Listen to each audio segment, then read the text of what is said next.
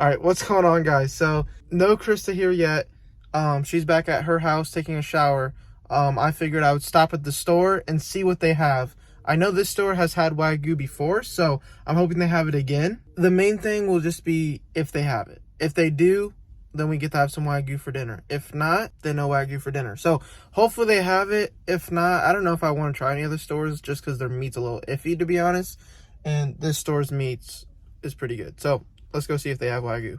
All right, so I'm back in the car. They did indeed have Wagyu, but it was an A5, and I'm pretty sure A5 is like top notch. This was like kind of cheapo, but if they don't have anything else, I think that's just what we're gonna have to do with. So maybe it's not the truest best Wagyu, but that's what we have. So all right, so Miss Beautiful behind the camera, you guys can't see her. She said that she can't be on camera because she looks crazy. She's doing her hair and everything. But she did see the picture or slash video of the Wagyu that you guys saw as well. And we looked into it. We did some research. And so the difference is just because that's a sirloin, not a like filet or like a New York strip or anything like that. So it's just a different type of cut. People say it's still good. I think that we're just going to go ahead and get it. And then we'll just keep our eyes out, you know, in the future if they have any like A5 fillets or something like that. So it's still a good cut. That's what Chris has made the point of, like, that's what we get when we go out to restaurants because we can't afford anything else. So we're going to go ahead and get that and probably find a good side dish to go with it, or I don't even know what we're going to do, but I do know we're coming after you, Wagyu. Okay, so I'm back in the vehicle. We just went into the store and we got the Wagyu. And by we, I mean Krista. She's here with me. We got Wagyu. Also picked up some other stuff, like I'm gonna try to make some smash burgers later this week. Gonna try to fry some chicken. I'm experimenting with the meat, you know what I'm saying, guys? So I also got T-bone. Guys, I know it's getting pretty crazy and fancy around here. And I did some research. So like the sirloin Wagyu strip is fine. It does taste good. But I think that was just American Wagyu, and then the A5 is actual Japanese. I'm pretty sure that's like that was pretty much the result I was coming up with. So, and people say like it still tastes really good. So that being said, let's go into the kitchen and get cooking some Wagyu. All right, so this is like what they look like. They actually gave us like the choice of which ones we can pick, but there's that one and then there's this one. So what we've decided to do is we're going to cook one steak how like you're technically supposed to cook a Wagyu steak, and then we're going to cook one steak how we like it, and we like ours well done, no pink. If there's pink, very, very little. So we're going to cook one basically raw in our eyes, and then one all the way through, and we'll try them both. So we watched this channel, well, we watched several videos, but the one guy that I'm just kind of following, his main recipe is Guga's Food or whatever, Guga Eats, and he does this all the time. So he always likes to do just like salt. And he says don't be afraid to put seasoning on it. So that's what I'm going to do. Plus, I mean, I like a lot of seasoning anyway. Plus, a lot of it's going to fall off, so it's not that big a deal. And he likes to do garlic powder and then black pepper. And I have tried this same technique with a regular steak, and it turned out like fantastic. So I'm not really scared at all. And you just do this to both sides. Anyway, I'm going to wash my hands, and then I'm just going to throw it into the skillet. All right, so the one that we're cooking all the way through, I just flipped it once. And then for our side, we're just doing like some instant mashed potatoes, but so this already has one flip. I'm about to put that one in, and then, all right, and we also decided, since I kind of charred them a little too much and the temp wasn't right, to actually throw them in the oven. So now they're in the oven. One of them is going to be coming out after 8 minutes of them cooked, and then the other one is going to take a little bit longer, or just until well done. So we'll just keep taking them out, cutting, seeing how it's done. So anyway, thought we'd update that because, yeah, they're inside the oven now. All right, so Krista cut into it, and like that one is like what we need this one to be like, because it's like that. So anyway, and then this one's like completely raw, so not looking too hot right now. Okay, so after one more trip into the oven, we got these just how we want them. So that one is how we're doing it. So that's how it's supposed to be. And then this is well done. So anyway, let's get it on a plate and cut it up. And then for a side, actually, Krista, she's going to be making some good old potatoes. I have the mashed potatoes splitting each side. This is what it's supposed to look like, which it kind of cooked all the way through, to be honest. Like, yeah. But like I did get a couple more raw pieces. which I'm anxious to try. Not in a good way. And then I got my well done over here, and they both smell fantastic, but Krista separated hers too, so. Yeah. Alright, try the raw? Yeah. Yeah, so I got, you can see the pink on there. Alright, ready? Okay. It is good.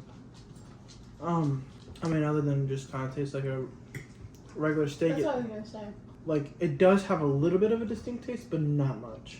I mean, it might just be because of the cut that we got, but... That's true. I think it's probably just some of the cut. Yeah. I don't think they taste that different. Alright, now I'm going to taste a cooked fully. This one's the fattier one. Mm-hmm. I think that's why it cut easier. We will try an actual Wagyu sometime. I thought they had the A5 there. They did have it at one point.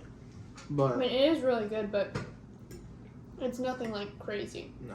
Alright, so this is the next bit. We wanted to probably just do a cooking video this video. So I'm going to head to the store. We already have the hamburger, but I'm going to make smash burgers for the first time. And if you don't know what that is, stay tuned. I'm going to go get some cheese, the right hamburger buns, while Krista stays here and reads. We were just watching some TV and just chilling, and she was actually reading. But anyway, so that is the plan. So I'm going to go and get the ingredients from the store again. And yeah, a lot of store runs today. Alright, so I'm on my way home. I couldn't find like the little ho-hos that Krista wanted, so I got donuts instead, which I know are not even close to ho-hos, but that's what I got. So anyway, all I needed was actually cheese too, because we had buns.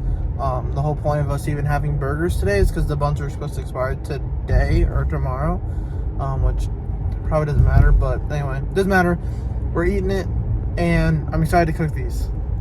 I'd probably say like the number one thing on my meat list that I love are burgers. So I'm super glad that we get to have burgers because, yeah, probably number one on the best food list. Alright, so I got my meat right here. We're going to try the 73-27. In the freezer, we got some 80-20. But I just wanted to see what, a little bit of extra fat would do. That looks a little gross, but anyway. So yeah, and I got my little mixing bowl. And the reason why I have this bowl out is because I'm going to put all the meat in there.